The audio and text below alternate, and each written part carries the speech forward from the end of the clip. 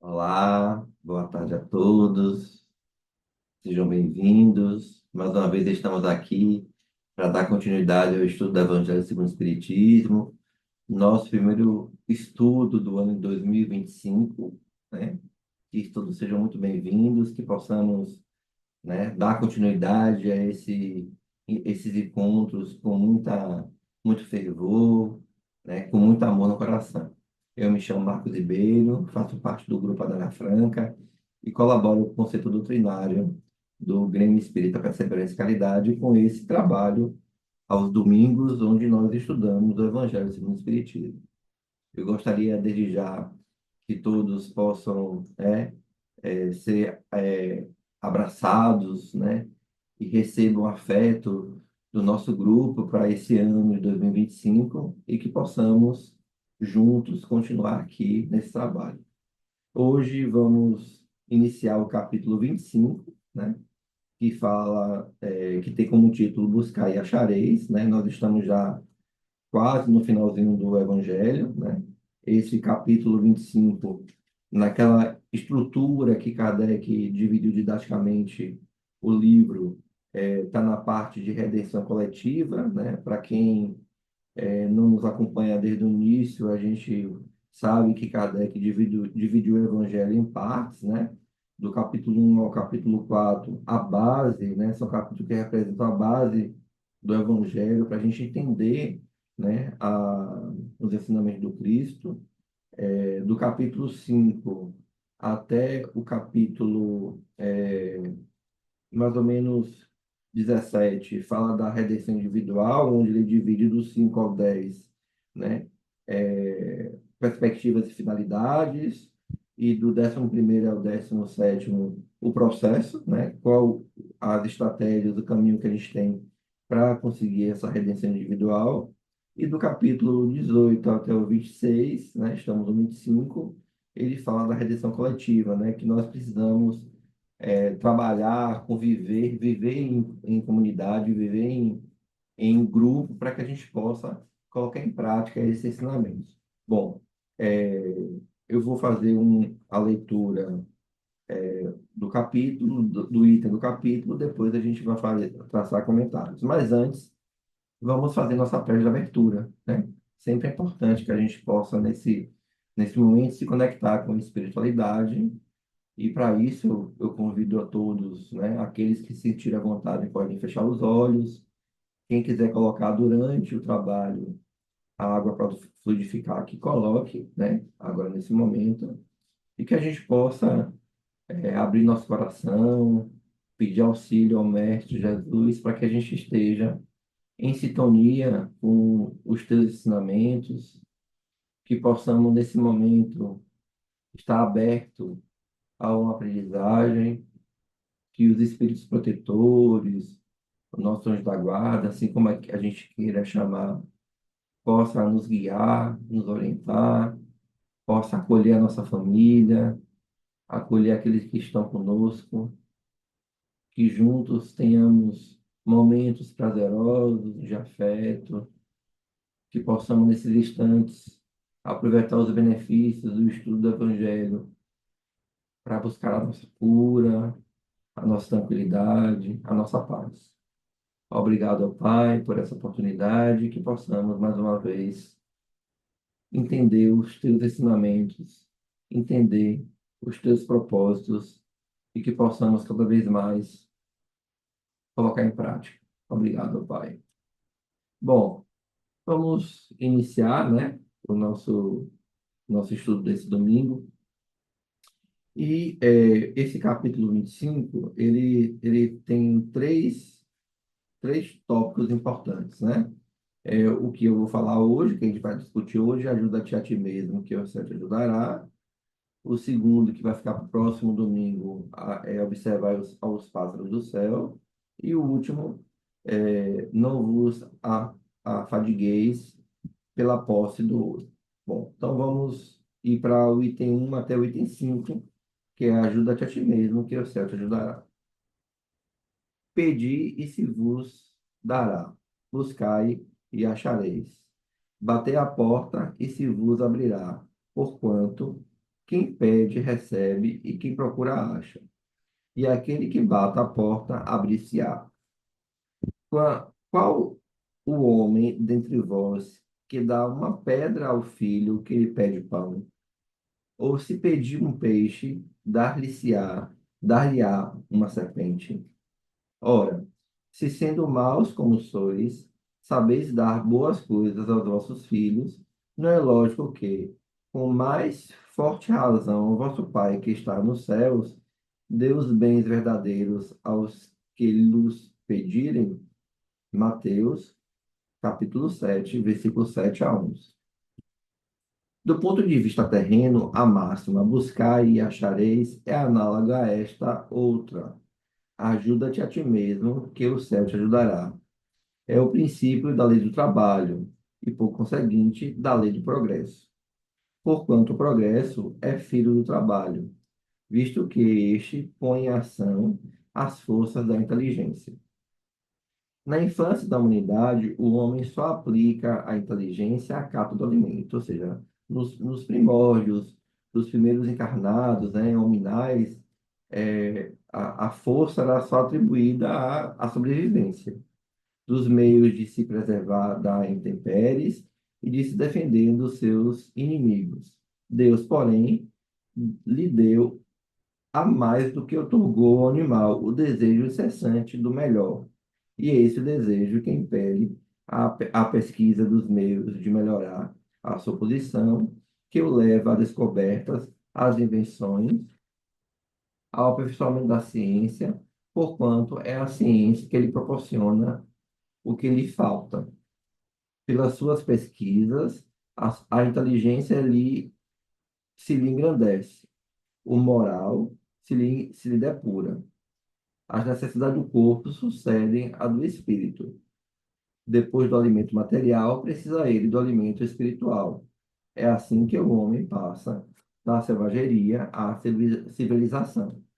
Mas bem pouca coisa é imprescindível mesmo, imperceptível mesmo, em grande número deles, o progresso que cada um realiza individualmente no curso da vida.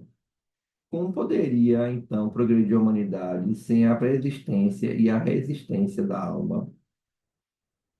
Se as almas se fossem todos os dias para não mais voltarem, a humanidade se renovaria incessantemente com os elementos primitivos, tendo de fazer tudo, de aprender tudo. Não haveria, nesse caso, a razão para que o homem achasse hoje mais adiantado do que nas primeiras idades do mundo, uma vez que a cada nascimento todo o trabalho intelectual teria de recomeçar.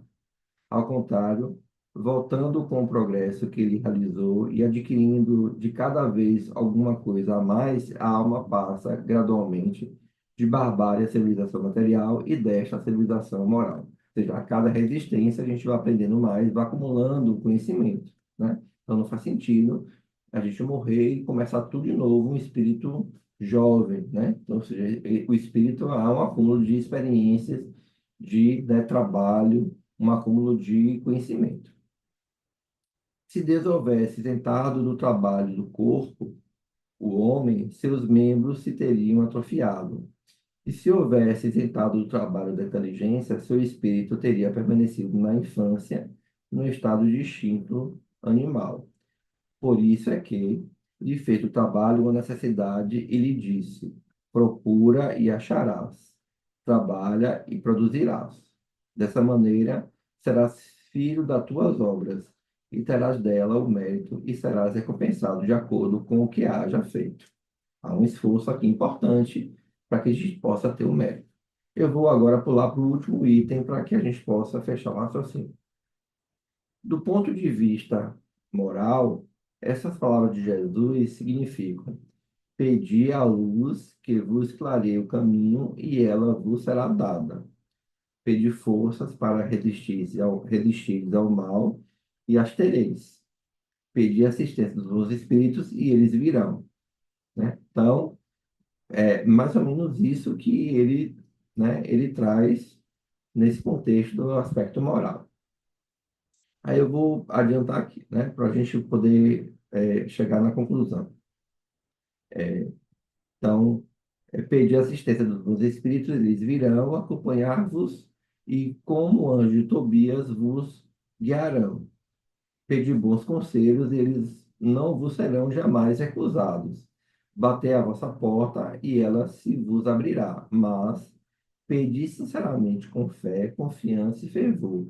Apresentai-vos com humildade e não com arrogância, sem o que sereis abandonados à vossa própria força, e as quedas que derdes serão o castigo do vosso orgulho. Tal o sentido das palavras: buscai, achareis, batei e abrir-se-vos-á. Bom, é interessante, né, chamar a atenção que, de fato, né, esse item ele está ligado à lei do trabalho, né? E é importante a gente ter essa consciência, né, ter esse conhecimento, termos a noção de que nós estamos na Terra para cumprir determinado programa de vida, determinado programa, né, de existência, né?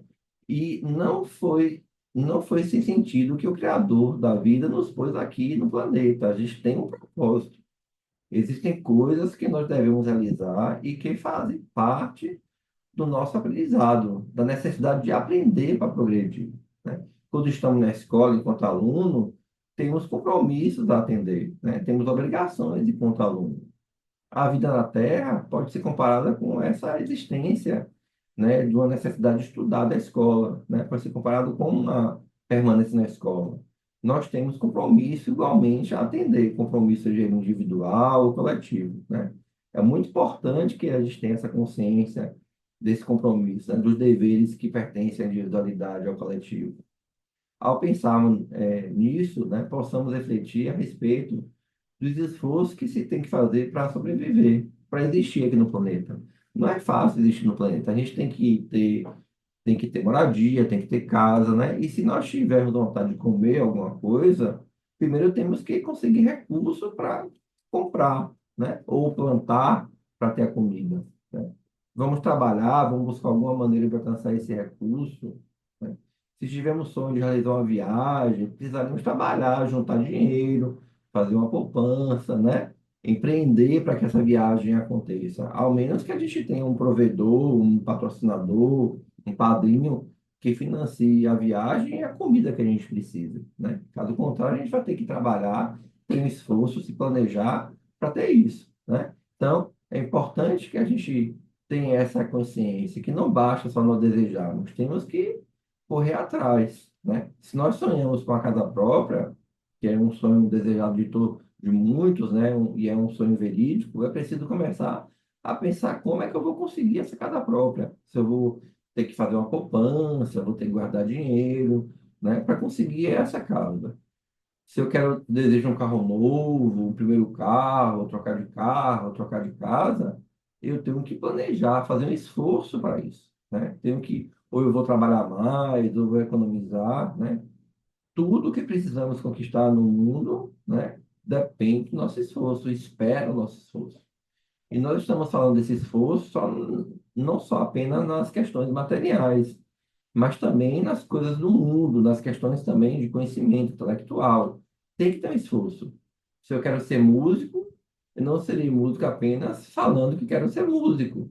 Eu preciso ter disciplina, eu preciso ler, estudar, aprender a tocar, né, interpretar, ter ali uma rotina de uso do instrumento para que eu possa aprender a ser músico, né? O mesmo se eu desejo aprender uma nova língua, eu preciso buscar um professor, eu preciso buscar material para estudar, dedicar um tempo para aquela língua, né?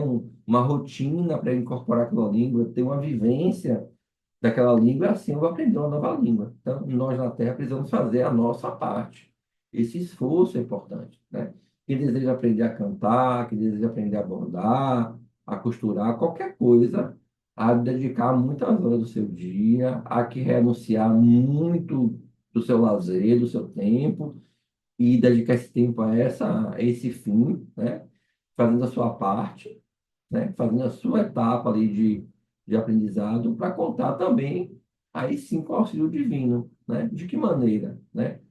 Nós não podemos deixar que o céu realize o que é nosso papel, o que é nosso dever, né? Quando aluno, a gente estuda para dedicar um conhecimento realizar prova, teste, fazer um concurso, Deus não vai fazer isso por nós, né? Os espíritos não vão fazer isso por nós, né? Nós podemos pedir a Deus, aos bons espíritos, aos santos, né? Às divindades que a gente, né? Aos seres da nossa crença, nossa fé, que nos protejam. Não é para fazer a nossa prova, não é para prestar o nosso concurso no nosso lugar, fazer o teste no nosso lugar. É para nos ajudarem fisicamente, emocionalmente, psicologicamente, né? É para que na hora da prova, do exame, do concurso, a gente possa estar bem, tranquilo, que a gente possa estar organicamente bem, aí tudo flui. Aquele esforço que foi dedicado no aprendizado vai fluir, né? Que estejamos mentalmente, né? Estejamos em paz, e aí a gente consegue, né? Conseguir aquele mérito de fazer o concurso e, quem sabe, ter um bom resultado, né? E é por isso que nós pedimos a ajuda dos céus, fazer a tua parte, se Jesus, e o céu te ajudarão. E a nossa parte é o nosso trabalho, o nosso esforço. Não vai cair de mão beijada. Ninguém põe na sua cabeça que é desnecessário, né, fazer esforço, ter o trabalho. É sim, é muito importante. A gente acumula conhecimento, a gente viu que é importante esse acúmulo de conhecimento e de experiência, né? Ninguém pensa que sem fazer esforço a gente vai ter mérito. O mérito só consegue com esforço, né? A gente viu que progresso e trabalho está atrelado, né? Deus deu ao homem o desejo do melhor, o desejo de buscar o melhor. Por isso que a gente evoluiu. Nos primórdios a gente usava esse desejo para a sobrevivência. Hoje a gente já consegue ter um avanço intelectual e já evoluímos nas pesquisas, né? Nas descobertas, nas invenções. Cada vez mais as invenções vão ajudar a humanidade a ter mais recursos, né? E tudo isso tem a ver com o trabalho e disciplina, né? Faz parte do processo, né? A gente não vai conseguir ter algo se não tiver um depósito de desejo, empreender força naquilo.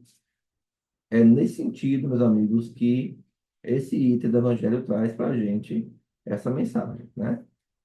Parte em ti que o céu te ajudará. Então, que possamos fazer nossa parte e esperar da espiritualidade proteção, amparo, para que a gente possa realmente conseguir aquilo que a gente depositou como esforço. Bom, é isso que nós temos para hoje, né? Próxima semana daremos continuidade, né? E assim a gente pode encerrar o nosso evangelho agradecendo ao Mestre Jesus por esse instante que a gente possa ter, né, força para empenhar trabalho nos nossos desejos, né? Que possamos agora fechar os olhos, né?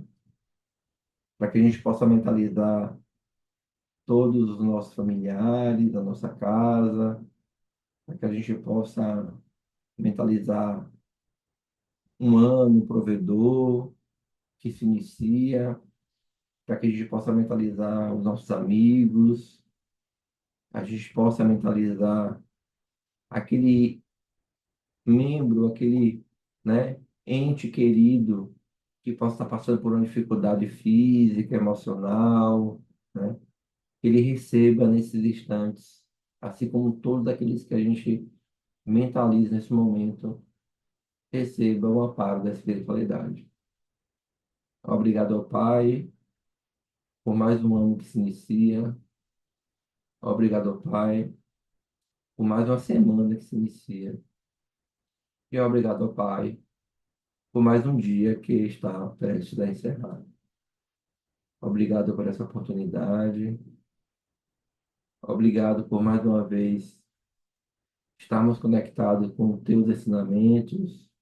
Obrigado mais uma vez por estarmos aqui reunidos virtualmente, alguns presencialmente, tentando entender os teus ensinamentos. Que todos nós possamos, mais uma vez,